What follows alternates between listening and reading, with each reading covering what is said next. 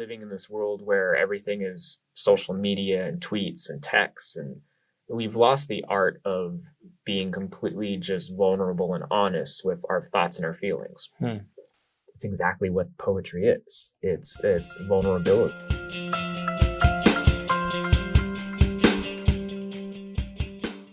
How many years has it been since I'd burned skin to stay awake, to keep from sleep in you?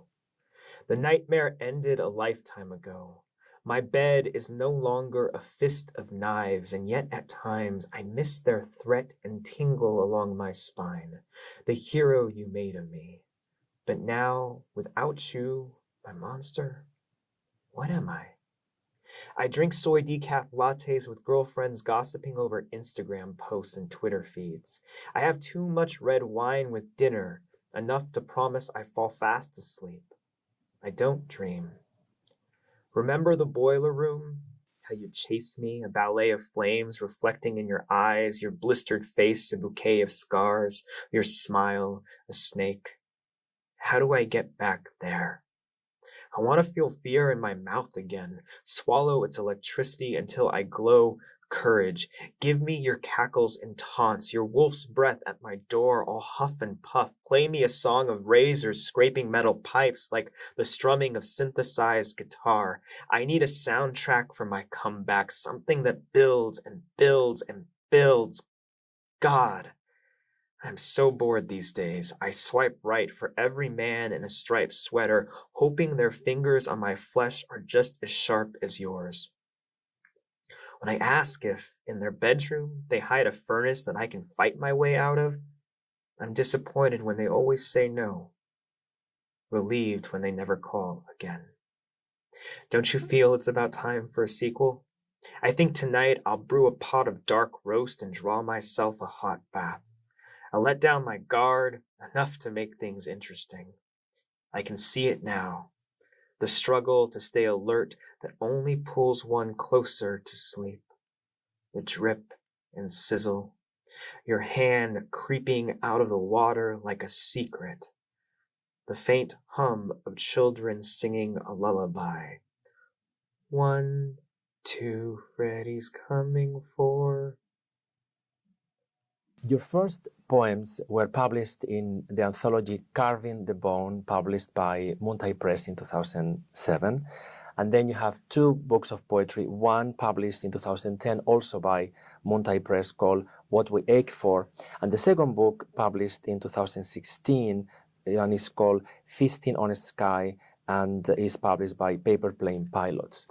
The first book, What We Ache For, is full of relationships and also the reflections about what you have learned from these relationships. So my first question is, what have you learned from your relationship with poetry?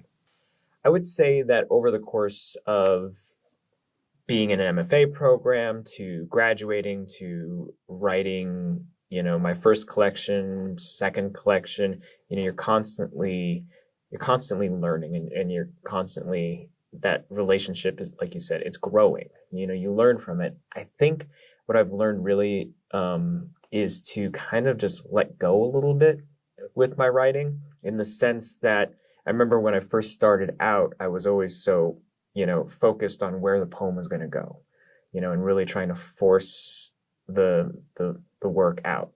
And I think because, you're always trying to write that, make it look effortless, that we gravitate towards work that when we read it, we're like, wow, that poet it must have just came just out of them like a gift.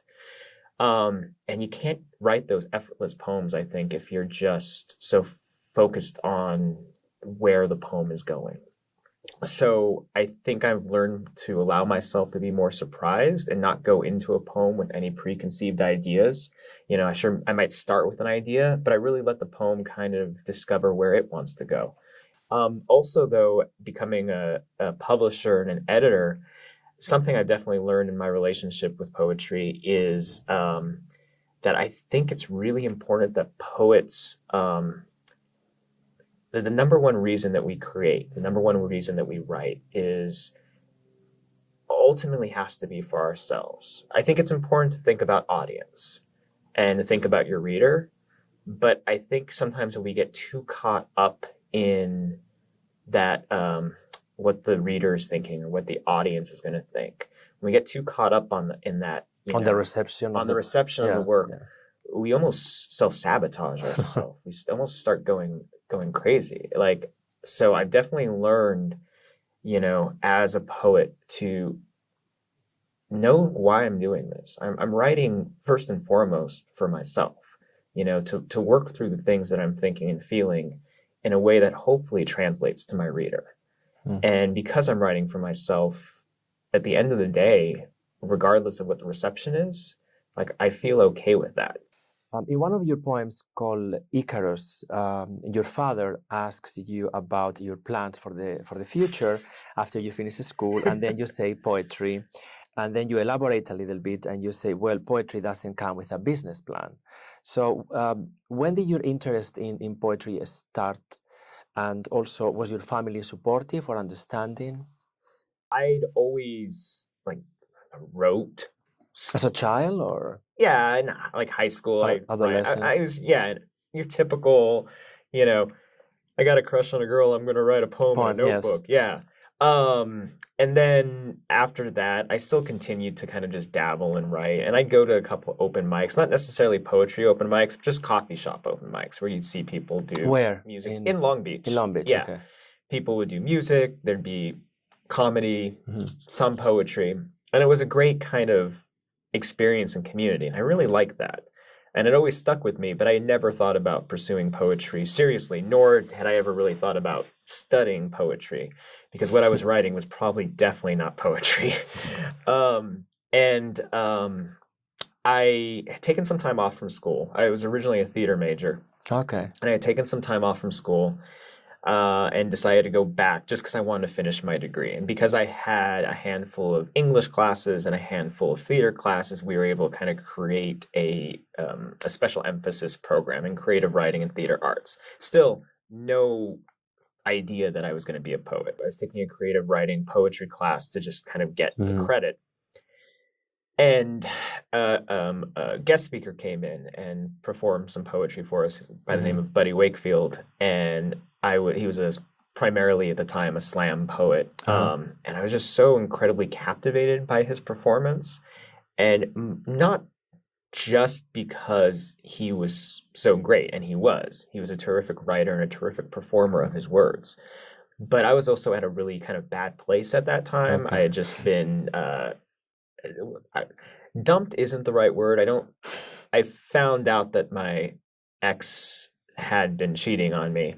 So it was more than just dumped. It was like... So you were in a hurt destroyed. place. Yeah, it was a very hurt place. But there was something about his performance and his words that completely changed my perception of reality in the such that, it sounds very kind of metaphysical right there, but in the sense that I saw what he did and kind of the sense of healing that he provided me just through the use of words and presence, that it really made me want to do this too, and want to kind of give that to others. Okay. And I really believe that if I wasn't in that kind of rock bottom place that I was at, that I wouldn't have been affected in such a way. So it's really the kind of the right time, right place kind of thing. Because I'm sure if I was in cloud nine and the relationship was great and he'd come in, I'd be like, oh, wow, that was fantastic. He was great. But I wouldn't have been kind of propelled to want to do this too. And that's kind of how the whole thing started. It was all completely by accident. And how was your family? Right. Yeah, I'm sorry. Yeah, I was getting that. They didn't understand it, I think, at first, especially when I graduated and said, I want to go back to school now after, kind of taking time off and then deciding to go back. And then when I said, well, they're like, you're done. What's next? I'm like, I'm going to go back and do this some more. Because at that point, I really just wanted to learn everything I could about poetry. Because I'd been inspired by Buddy, who was part of the slam world, and slam poetry is a completely different, different kind of presence in the poetry world than just regular contemporary poetry. It's kind of like its own thing. And so I got my start doing that, and I kind of like went to different venues in LA and got on a couple slam teams, and that was great. But I really want to learn more about the craft of writing poetry well. You studied at Cal State Long Beach, I believe you have an MFA there, and one of your teachers was Charles Harper Webb. Right. When that poem Icarus was written towards the end of my MFA program, I think my family and I were really trying to struggle to understand our relationship with each other and what we both wanted from each other. Mm-hmm. So I think, I don't want to put words in my family's mouth, whether they were proud of me or not, or supportive of me or not. But that was the interpretation of a 25, 26-year-old, Mm-hmm. kind of their interpretation of their relationship with their parents. I think they were just confused because poetry doesn't come really with a business plan. No, it doesn't. Normally it doesn't. Yeah. I'm starting to have to learn how to make a business plan being a publisher, and it's a challenge, but it's fun. Also in your book, What We Ache For, there's a poem called Dear Reader, I Don't Trust You. And you say in that poem, as a writer, I have been told, probably in your MFA program, as a writer, I have been told I needed to earn your trust. So are you concerned about earning the reader's trust, or do you know how to learn the trust now? That poem came about from the beginning of my MFA program, mostly because of my peers in the program. Me coming from like the slam arena, Mm-hmm. they didn't quite understand where I fit in or how to see me. And frankly, I didn't know how to see myself, in this poetry world really at the time. So I was trying to figure all that stuff out. But I definitely felt a lot of times that I was kind of seen kind of as an outsider or different. And I wrote that poem as kind of a way to empower myself to not care. Like this is what I'm doing, and this is how I'm going to write. And this is kind of the performative flair I want my work to have. And like I say in the poem, I need to learn to write spine and fire on my own back, so I didn't need to rely on you to have mine. Okay. And I end it by this metaphor of my heart, self-humiliating, and all that being left is my heart, shrunken yet still intact. That perfect metaphor you wanted from me. It's like, deep down, I'll give you what you want, but I'll light myself on fire first. One of the poems in this collection is in What We Ache For is called Spackle, and there are many references to your family in this book, but I think this is a special poem, and I would like you to read it. 1. Swelling with adolescent piss and vinegar, I ruptured like acne, exploded and hurled a coffee mug at my mother. I cannot recall why, other than for the mad schools of chemical fish under my skin, all frenzy and chaos. Impulses I did not understand, nor knew how to control. My aim was off, but the way she cried boulders when it shattered against the wall, I knew, even missing, I still hit her. 2. It takes moments to repair a hole in a wall, much longer to accept how it got there. Shoveling spackle with 2 fingers, I smeared it over the gorge. Then, with a knife, I scraped the paste down smooth until everything was again perfect. My mother looked on and said, "One day we'll forget." Unsure who these words were meant to comfort more, I did not believe them.